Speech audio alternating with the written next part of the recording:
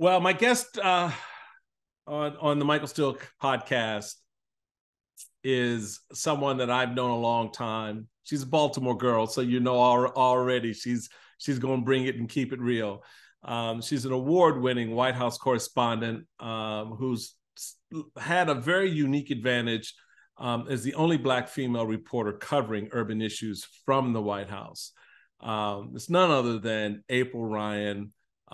She is an incredible lady.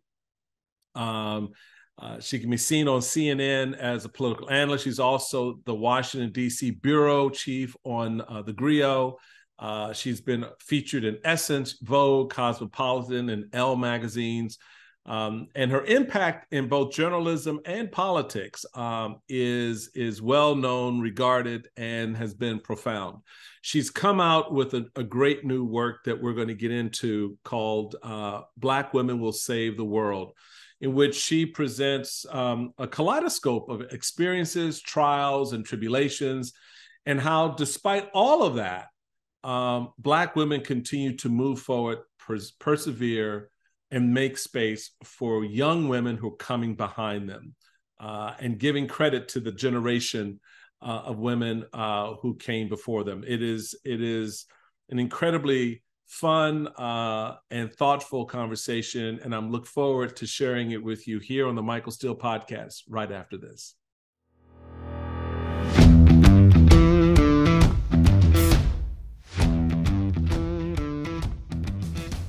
Well, folks, like I said, you were in for a real treat in this conversation. Thanks for joining us here at the Michael Steele Podcast. And it is such a special pleasure to welcome one of the preeminent Black women in American politics and journalism, April Ryan. It is such a joy, such a treat to see you. A joy and a treat. I love that. You survived Thanksgiving, baby girl. My stomach's hurting, but yours and mine. Yours and mine. I love it. I love it. Well, there's a lot that, what I love about conversations with April, folks, is you don't just do the generic kind of top level politics stuff. This sister gets way down deep inside the crevices. And before we get into that, I do want to get into what I described to you before we came on as a love story to Black women. It really is how I read through Black Women Will Save the World, an Anthem. This is your latest work. You all remember April from her earlier work, The Presidency in Black and White, which really struck a nerve around Washington. And this one, I think, has struck a different kind of nerve, April, in that it really is an unabashed embrace of Black womanhood, what it means in a 21st century setting, with historical links back, through some of the women that you talk about. Tell us a little bit about where your heart was when it first occurred to you, I want to write this book. My heart was with my late mother, who never got a chance to see all of this. Wow. She passed 15 years ago, and she was like ahead of her time. She was that woman. She was the tree hugger, recycler. I want to make sure the world is better for my grandchildren. Woman, who happened to be Black. She worked on a college campus, exposed her children to everything. And she never saw the first Black president. She never saw the first Black vice president, or the woman of color who identifies as Black as vice president.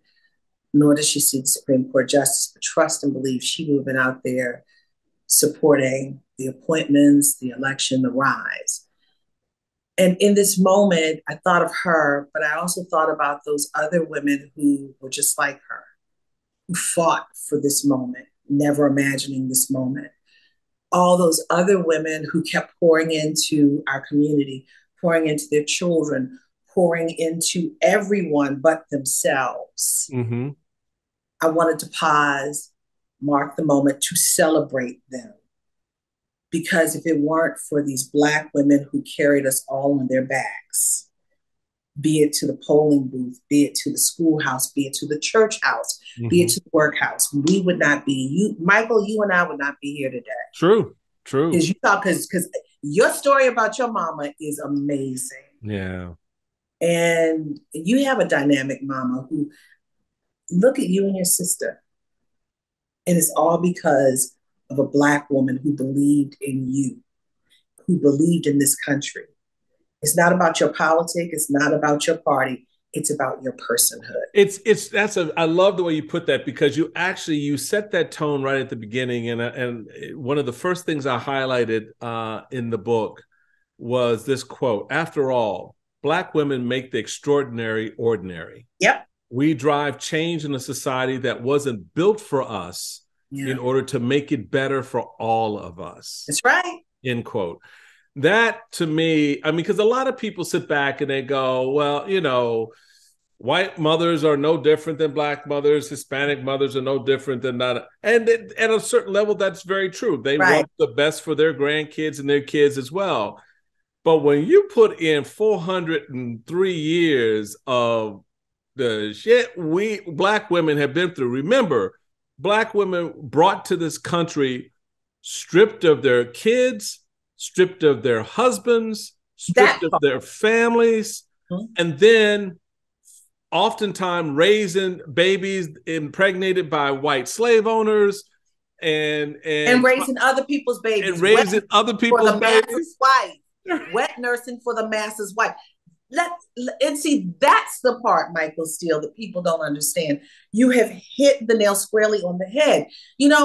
We marched in 1913, we marched in 1913 during that women's suffrage march. Right. Delta Sigma Theta sorority founders, AKAs were marching, but we were at the back of the line marching for voting rights for women. Because of our race. We were in the back of the line. We're not included in the program, but we marched because we wanted a better day. And we took it. We continue to take it. We stuff it down. We even digest it. But we continue in spite of. And let's talk about that slavery thing that Kanye West, I don't even want to name him, but the slavery thing that he wants to deny. Let's talk about that, because Black women have been strong since our inception in this nation. Mm-hmm. And you trotted off, you ticked off a couple of things, but let's start here, because I've always said, why do we keep saying that April is strong? Well, my mother was a laid back woman, but she was strong, and her mother was strong, and her mother before her was strong. We keep saying that we come from a long line of strength. Why are we strong? Let's figure out, why are we strong? You know why we're strong? It's because we had no choice but to be strong, or you die. When we first got here, no, even before we got here, Michael, when we were over in West Africa, and the slave captors were getting us, let me tell you how they figured who we were. And you read this in the book. They figured who we were. When I say figured who we were, they figured out if we had children or not by our breasts, by if they were perky, we were going to go take that journey, that long, arduous journey. Only the strong survived. If our breasts sagged, you're spoiled. You've had children, so we don't want you. They wanted strong, perky breasts because they felt that we could bear the free labor. We were going to be birthing machines and workers as well. So let's start there. Then we get on the auction block. We're sold. And then once we're sold to whatever plantation, they allow us to mate or whatever. We are with men, but they take our men from us. Men could not stand for their women or they'd be killed back then. Right. And then they were taken from us. Our men, our covering, as for those of you who are in religion, our covering was taken from us. We had to cover. We had to wear the pants and the skirt in our home by ourselves. So where do we get that strength from? It's from the initial inception of what this country and some in Africa did to us to make us strong. Yeah, no, it is rooted, as they say, in the genes at this point. Right. It is something that is also passed on as part of legacy from generation to generation. Mm-hmm. Ours is a matriarchal society because it was forced to be that. Yeah. And the women found a way to cobble together family. Yeah. Even when that family was broken, separated. Yes. And made a way for the country as well as their offspring to flourish. I mean, I think about your mom and my mom. My mom, bless her, still with us at 95. Your mom passed 15 years ago, but their legacies are tied together in that here, their son, their daughter are men and women of accomplishment who've been able to represent in a real way that legacy and to show the world we may bend, we may be bowed, but we are not broken. And we won't break. And we won't break. Understand that is not an option to break. You come from that, and it's so crazy because we can look at each other and say, because we know the story. You know, you don't have to know the intricate details. I know, but once you come, I understand. I get it. And that's the thing that I'm trying to impress upon the world, to celebrate this moment because of what it took to get here. And sacrifices of our mothers and your wife and your sister and myself for the next generation to get. And you break it down. So you go through a number of conversations, starting with the superpower of sisterhood. Talk to us about that, because that really kind of sets us off on this journey. Yeah. And then, which in the following chapter, as you talk about how not to be erased, walking that tightrope, and our fight, our sacrifice, etc. But is that initial understanding and appreciation that as Black women, we have a superpower. Well, not we. You have a superpower. What is that? How does it manifest itself? And how does it set in motion the next 200, 300 years of our progress? There's so many pieces of the formula for the superpower. Resilience is one. Understanding there's not an out as an option, you know? Right. It's how we deal with this. Okay, this is where it is. Okay, let me deal with it and keep thriving and moving. And maybe not even thriving, but surviving and moving, because the out is not an option. But then along the way, there's a thing called sisterhood that you talked about. That sisterhood is the connectivity to keep going. For many of us, we have that sisterhood, and unfortunately, some of us don't. But I'm going to give you two examples of sisterhood in the book. Lori Lightfoot talks about it. Right. And then now she's got a new sister coming for her, Karen Bass. The Black women mayors in this city, San Francisco, Chicago, it was Atlanta with Keisha Lance Bottoms, DC, now LA, and there are a couple others. But these women would get together and help each other out, because all of them pretty much have been in the news. When one would get in trouble, the other one would say, look, this is what I had, the same thing. Let me talk you through it. This is the test that you're going through. I've got a testimony for you, you know, and they needed that. And now there's a new person coming in, Karen Bass, into that sisterhood. Another sisterhood, when we think about the Black Panther Party, and this really blew my mind, and it blows so many people away when I tell them this. The widow of Huey P. Newton, Frederica Newton, is a friend of mine. Frederica Newton told me, she said, 70% of the Black Panther Party were not the picture of what you thought it was, men. 70% consisted of a sisterhood of women, Black women, who wanted a better community. They wanted to have food for their children in the morning before they went to school. Now the government is paying for these food programs around the country. They focused in on issues of sickle cell. They also focused in on free clinics for healthcare. And look at what the government is doing, free clinics. Women are powerful. When we come together, we strike a blow to make people pay attention. And everybody benefits from it, don't they? Everybody benefits from it. Everybody. And that's the thing our friend Cornell Belcher said. Cornell Belcher, the head of Brilliant Corners, Democratic pollster, he said, when women go to serve, particularly in politics, it's about love for the community and uplift. When our male counterparts, Michael, do it, it's for a lot of times power. It's power. No, it's just straight up. Men are in the game for power. You know, and it's you not. Said it, I didn't. Well, no, it's true because you know what? We're not concerned necessarily about the soft power, right? That comes from raising a family and pushing, you know, some of the social agendas that keep communities strong and vibrant, you know, education and, you know, which is why I would go out on a limb here and beat me back if I'm wrong, but I will go out on a limb and say a good example of how men and women approach the body politic is that if women were in the majority in the House, the majority in the Senate, the majority of state legislatures, we would not necessarily be suffering through the ravages of gun violence.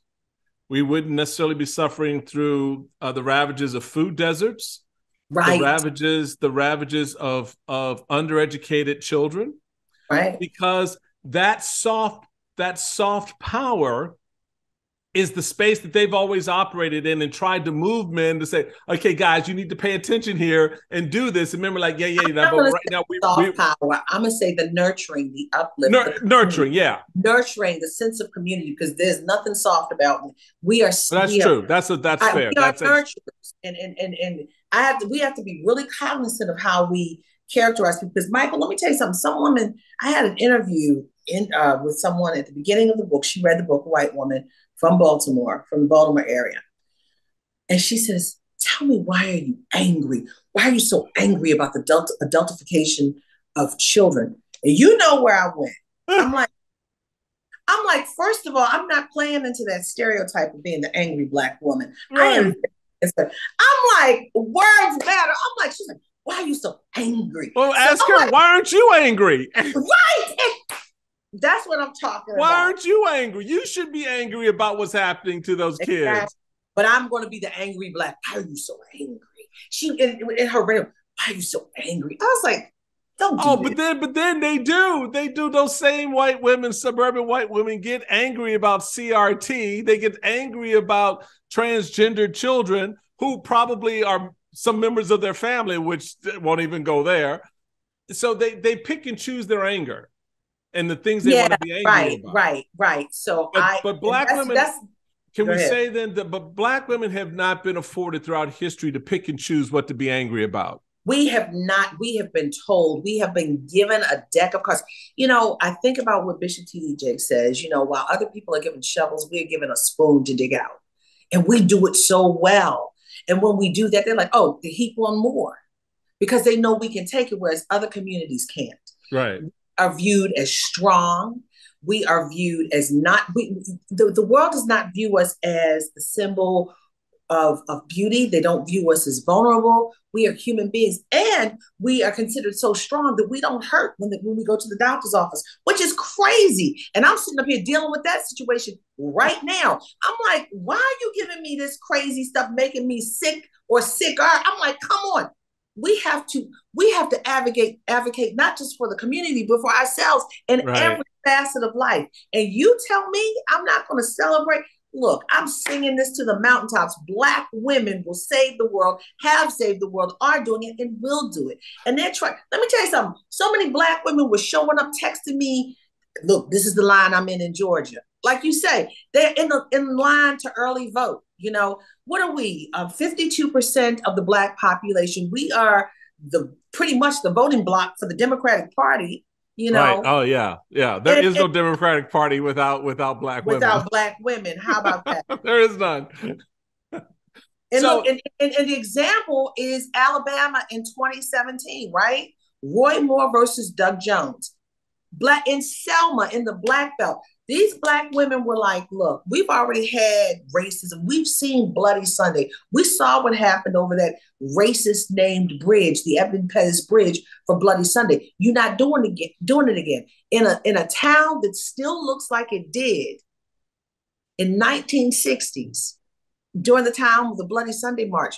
These people, the mindset, these Black women said, they rose up. They rose up. So in the superpower in that chapter, you talk about a number of Black women. You already referenced some of the mayors, and certainly you begin with a quote from the mayor of Chicago, Ms. Lightfoot, that sort of sets again that narrative. What is it about this moment that we've seen the rather, I'd say, somewhat quiet ascendancy of Black female political activism, having moved outside of the shadow of the men? I remember one of the most profound conversations I ever had as lieutenant governor was when, God rest her, Dorothy Height came to my office to visit. Oh, yeah. And it's one of the cherished photos that I have is sitting. And we actually, what was funny about that was she wanted to meet me. And so she reached out to my office for us to meet, sat down with her. We became, in the short time that we spent together, pretty connected. And so she started sharing some stories, and I'll never forget, and your reference to the Black Panthers made me think of this. She was like, yeah, she said, I always found it interesting that when people talked about the civil rights movement, they always talked about Reverend Abernathy and Dr. King and Jesse Jackson. They talk about all the men, but they never talk about the woman who was in the room that told the men how to do what they were about to do. Male-dominated world. And so you have that's always been the narrative. That has always been, and profoundly more problematic for Black women, as you've already noted, that they are forced back into the shadows. If they do decide to come out and protest, they're at the end of the line. They're not up front. They're not part of the mainstay. Yet and still, you have. And it was a Black woman who told Martin Luther King publicly at the March on Washington, tell him about the dream, because he wouldn't have talked about it. He wasn't going to talk about it if it wasn't for Mahalia Jackson, who leaned over and said, "Tell him about the dream, Mark. Tell him about the dream." But the women always seem to understand what the moment requires, because the speech that he was giving was not connecting with the people. Crowd, right? Until she said, "Tell him about your dream," and we feel the rhythms of moments. We feel the rhythms of our home. We feel the rhythms of the community. It's something innately in us that we are able to push forward a dynamic that's missing. And it's just something there. I don't know if it's because of the fact that we've been through so much, in spite of. We feel the rhythms of things and know when it's time to march, when it's time to act, when it's time to speak, and when it's time to be quiet. So walk us through how that superpower plays out in a couple of areas that you write about in the book, starting with the idea because you sort of in that section talking about the state of Black women in political leadership. And you start with Shirley Chisholm, and you sort of work through that. But where do we find ourselves, and how does this narrative, this superpower, play into women not disappearing? And as you talk about, and then of course, in how to sort of walk that tightrope that's always been there for them to walk. Yeah, there's such a tightrope because, again, if we push too hard, we're the angry Black woman. But we also, when we're at the table, you have to remember there are people who discredit us just for the sake of being a Black woman, even if we have the pedigree that outshines theirs. Or they take our idea and remold it into something else so that they can own it. But I'm gonna give you this example of the power of Black women. Singularly, we are powerful in the rooms because people don't want to give us the credit. And a lot of times I've heard it so much, Michael, from women, they take my ideas. I said, you know why? Because you're dynamic. And if we shape them, and I said, if you left, they would be lost. Mm-hmm. They understand your worth, but they don't want to give you the credit. You're not alone, okay? I'm going to give you a singular person. People think she's a loser. No, she's not. She is one of the winningest people. Stacey Abrams. Mm-hmm. She lost that governor's race twice. Why? And she really didn't even want to be considered in that number for vice president for Joe Biden. She didn't want to be in consideration because her heart was set on being the governor of Georgia. Right. So she was, some of us have dreams and destiny. She felt that's her destiny. But the first time she lost, it wasn't by that much. But this time she lost for what, 300,000 votes? Yeah, she lost a lot, yeah. Why did she lose a lot? Because they sent a message to her. She was so powerful the first time. They wanted to do it resoundingly so that she would know that they didn't want her. But guess what? They did that because she's a winner. She won. This singular woman, Black woman, turned that red state blue. She did the unthinkable and the unimaginable. So they wanted to make sure that she didn't do it again. They fought so hard, poured so much money, dark money and regular money in, just to make sure she lost. She was that much of a threat. And the thing about that, though, which is interesting, and again, it speaks to the unspoken political power that Black women have, is her legacy won't be 2 failed runs for governorship. Mm-mm. Her legacy will be the fact that she got the U.S. Senate seat not once, but 5 times. The 4 times that by the time Warnock is done, right? And that part, thank you. Plus Ossoff. Yes. So she brought a Jew and a Black man to the United States Senate because of the work that she had done on the ground in the state of Georgia. And that part.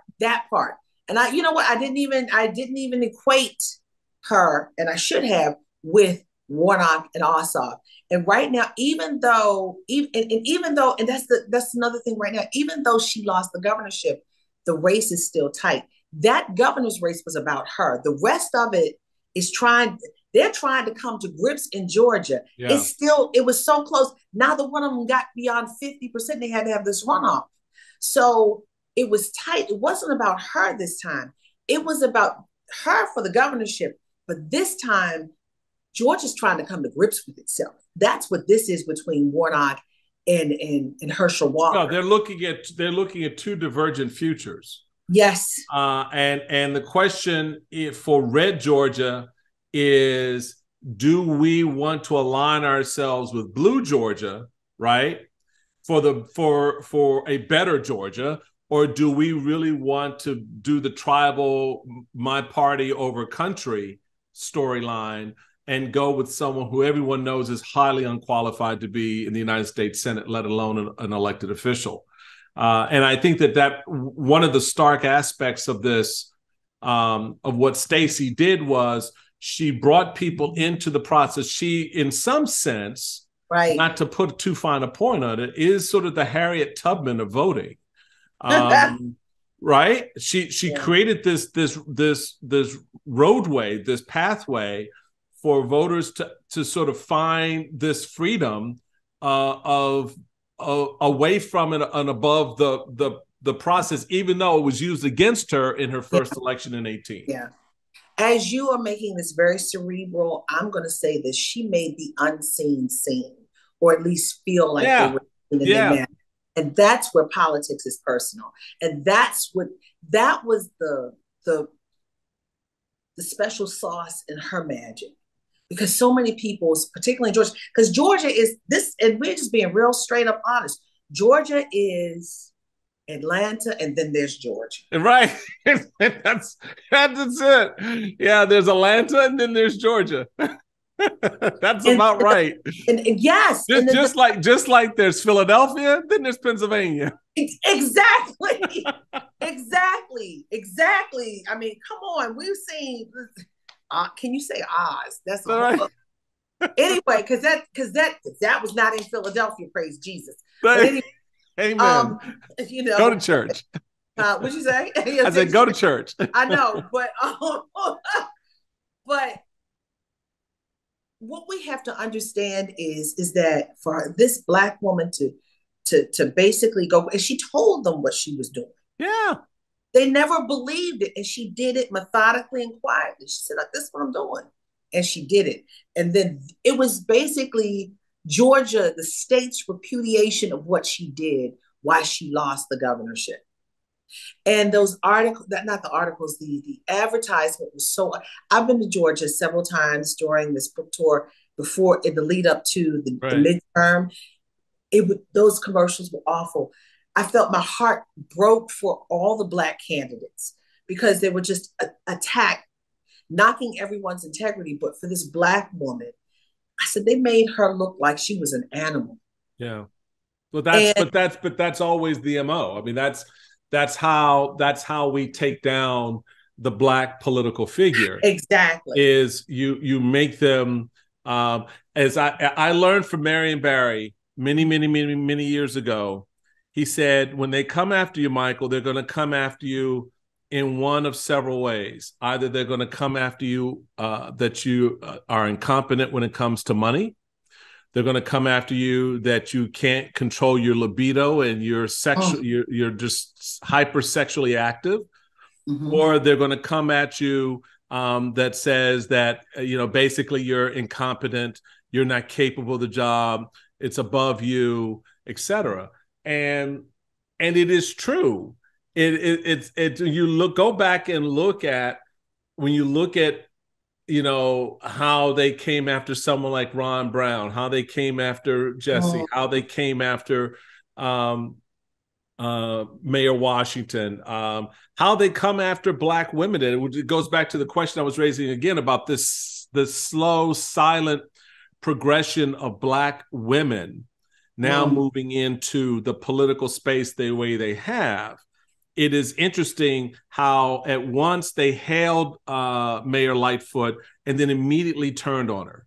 Yeah. Immediately turned on her. It's like for some reason they thought that by bringing in a Black woman as mayor, that killings in Chicago would just miraculously stop because after all, she controls that. It's like, well, you're Black. Why can't you tell black boys to stop shooting each other? And I'm like, what? I mean, and it's like what you said, people coming at you in a way that says, well, why aren't you angry? Why are you so angry? Why do I have to be angry? Why can't I just be concerned like you, white person? Exactly. And so why do they always look at Black men and women through the prism of... They want us to feel guilty because there is a problem that they are overlooking. They want us to feel guilty for the problem that they haven't solved. It's like Donald Trump when he talked about Baltimore.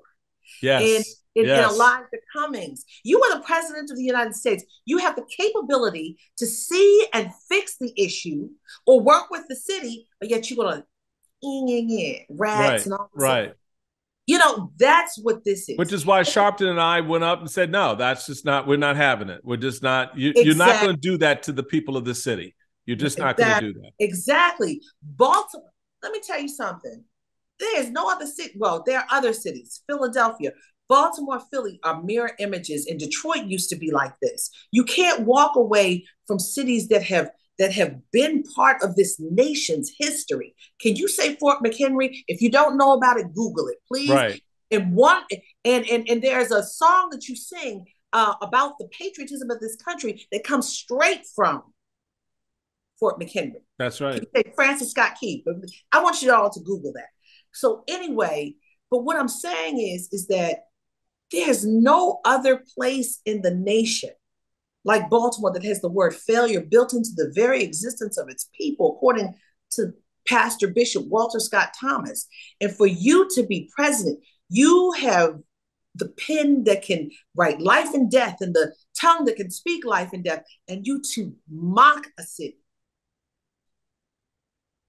That doesn't say much about you. And I'm going to talk about Los Angeles, another city that's in need right now.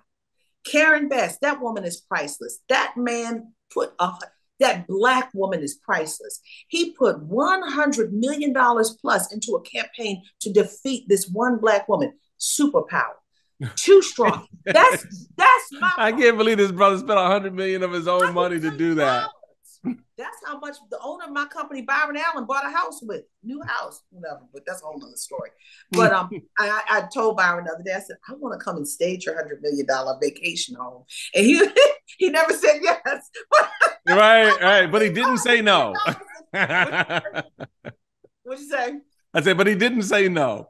He didn't say no, he didn't say yes, but I'm trying I want to see what $100 million looks like. But for this man to pour that kind of money into this, to fight against this Black woman, and he lost, she's priceless. That just goes once again to the beauty, the strength, the resilience, the superpower of Black women. We're having a great conversation with my friend April Ryan, and we've been spending time talking about her latest great work, Black Women Will Save the World, an Anthem. We're going to take a quick break. When we come back, we're going to wrap up with a little politics. We'll tie it all into what we see playing out right now across our great land. We touched on a little bit of Georgia, but there's a whole hell of a lot more mess going on. We'll have more with Kanye. April. We talked about one of them, Kanye. Right, Kanye, yee. We'll have that conversation with April Ryan right after this. Welcome back, everyone, to the Michael Steele Podcast.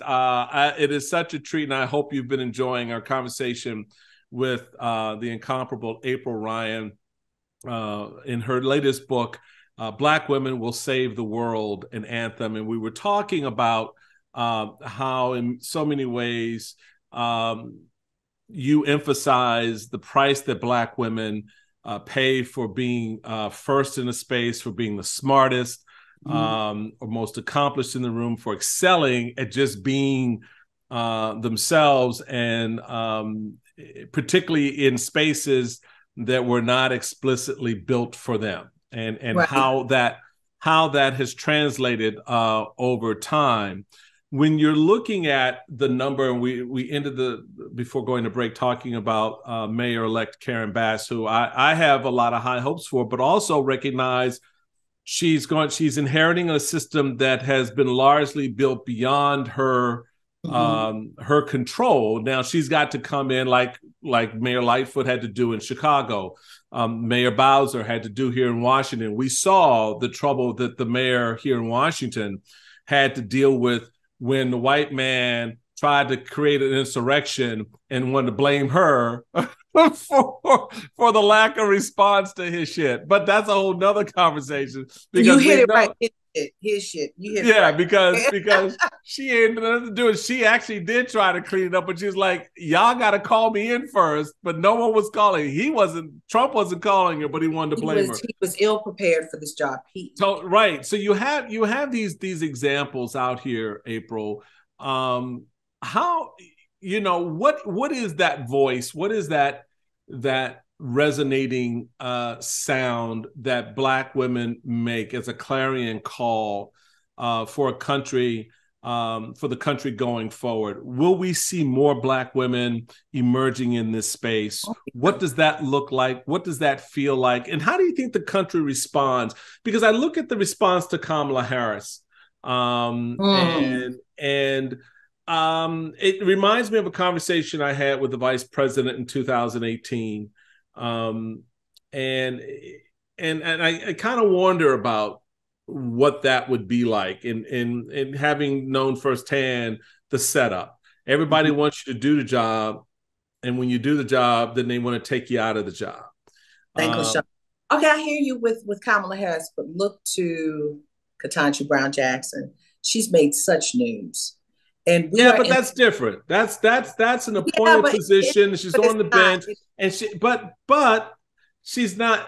I'm with all respect, I think folks would see Kamala as much more as a threat than Ketanji Brown. Ketanji, let me say this to you. Right now, there's a rollback, right? There's a potential rollback on affirmative action. For some parts of this nation, she's a threat because of her voice. Her opinions and her decisions may not move the needle for that 6-3 court today, but let's talk about next 50 years or so, or next 10 years from now or so. People are going to look at what she said, and it could help change or keep a law or a perspective in place. Something she is going to move mountains, if not today, in the future. And she could be like Clarence Thomas, sitting there not saying anything. But she's making her point known for historical perspectives on issues that pertain to the underserved in this nation. That is a threat to the conservative party, that Trumpism group who wants to keep America white male, okay? Who wants to keep America a place where they think it's great or where it should be great, where we are not in leadership in any space, place, or form. Do you understand? I do. I get that, and I appreciate that point. I just think, and that's a long ball play, and I'm a long ball player, and I definitely understand. Yeah, it's the long. She's doing the long term, but there's a hell of a lot of road. Short term and long term. Kamala's short term and long term. So we have to look. Yeah, but that's my point, April. There's a hell of a lot of road politically. Yeah. For someone like Vice President Harris to travel. And the question becomes very much like Stacey Abrams. How do you think America comes to terms with this emerging presence of the strong Black woman in American politics? How does that play out in American business? I mean, we're quick to quote Black men who are in the billionaire club. But we don't talk about Kathy Hughes. Too. You got Oprah in the billionaire. I was saying, but we don't talk about Kathy Hughes and Oprah the same way, right? And so my question, a lot of people, I'd love to when people, we should, run Oprah for president, make her vice president. I'm like, yeah. And there was that real conversation about it. There was real conversation, but that wasn't real. It wasn't going to happen. It wasn't going to happen. And they're talking about Michelle. People are...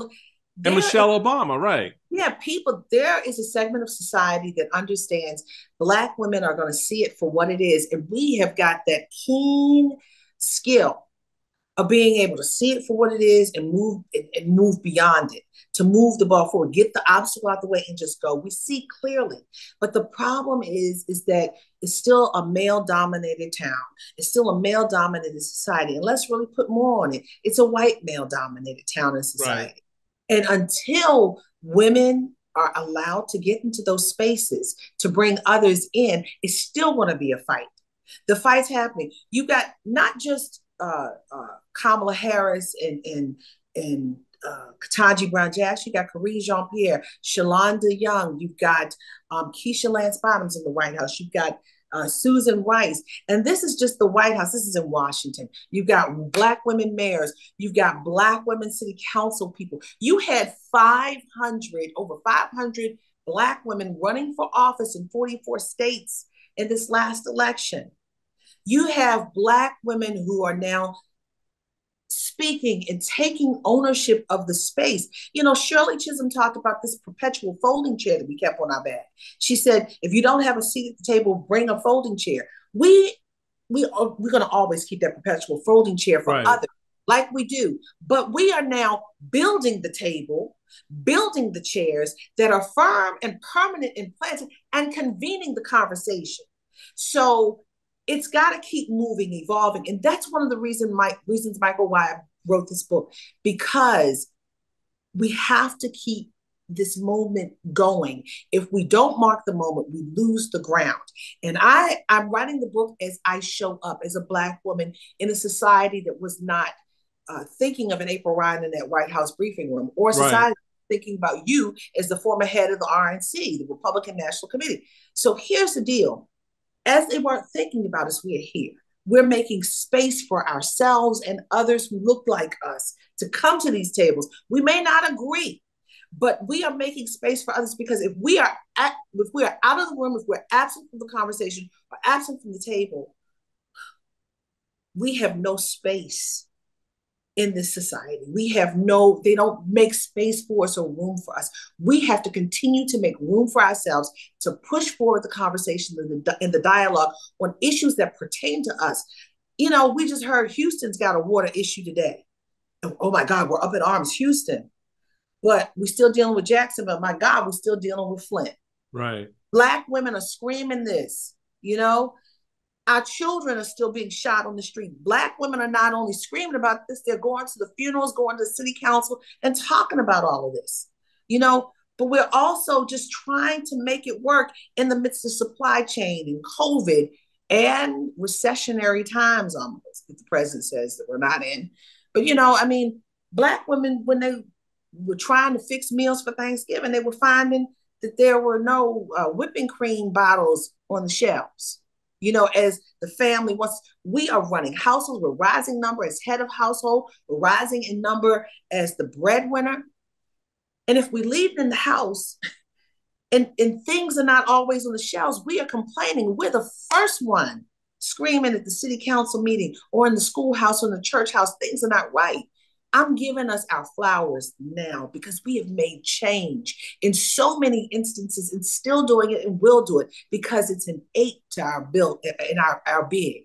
Right. So in sustaining this superpower and acknowledging the sorrows, if you will, who've gone before and who are continuing to walk, you talk about the next steps, you talk about the future, and you close out the book by noting it's time to get to work. So here's what you can do to help.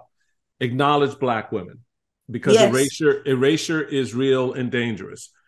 Stop discounting Black pain and suffering. It's killing us. Own your bias and work on it, because none of us are perfect. And that's a big one. Own it. It's hard. Support sisterhood, respect spaces for sisterhood, invest in it.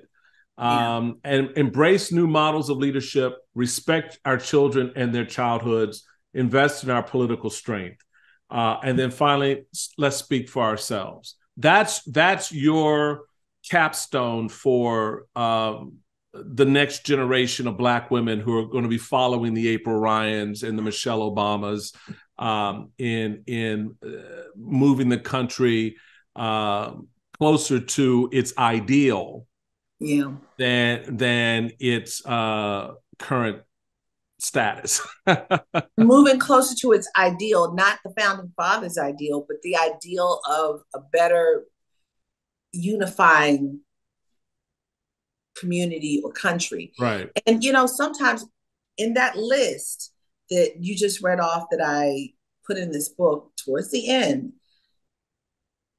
read the whole book, please, and then make sure you chart that off.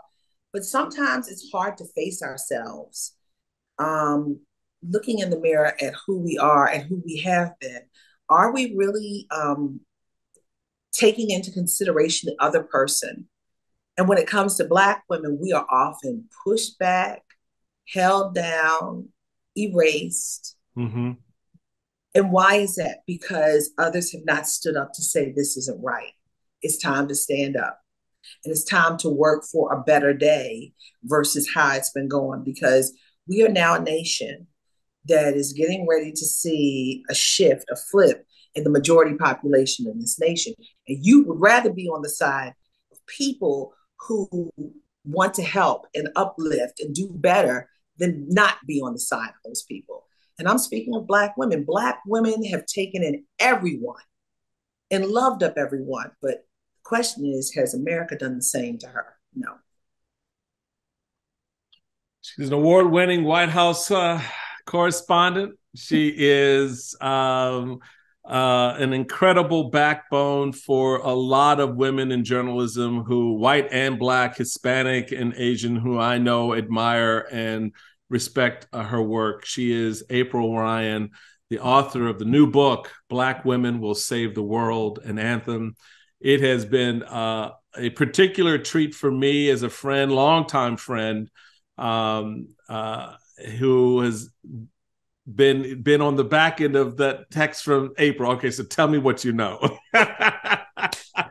Just tell me what you know. You got some good stuff to tell too. Oh yeah, always. But April, you have again held up a light, not just for women, but for all of us to take a look at and see and recognize the strength of those around us in our families, in our communities, who have been a quiet force for change, a quiet force of leadership, who are now, as we would like to say, no longer quiet, but emerging in a way that you've got to pay attention. And this book, as I said, is sort of a love story to them. It's an anthem, but it's a love story too, because the care and concern you have for the stories you tell and the examples you share with us comes through very strongly. So congratulations on the book. You. Thank you for taking time to share it with my crew here at the Michael Steele Podcast. We appreciate it. Anytime. Yeah, this book is in its second printing, and I'm just so pleased with it. And I just want Black women to finally step up and say, I've done the damn thing. But then not only that, to take time to celebrate themselves, because that's one thing we don't do. And we don't time for ourselves has been given to everyone but ourselves. It's okay. We can do it. We can do it. And you did it. And you've done it well and continue to do so. That does it for this time together, folks. We want to thank our friend and guest, April Ryan, for taking a moment to be with us. Don't forget to show the love to April on Twitter at April Ryan, correct? If I'm not mistaken, is that? I think it's either April Ryan or April D Ryan. It's one of those things. I don't know. For as long as they allow me to be on Twitter. Right, as long as we're allowed to tweet. Oh my goodness, that's a whole other conference. We need to come back for that. No, it's April D Ryan at April D Ryan. And I still have a blue check right now, so I don't know. Yes, I have one too, but I ain't paying to keep it. So I'm not either. I'm not paying off that man's debt. Ain't nobody telling him to go out and spend $44 billion he didn't have to spend.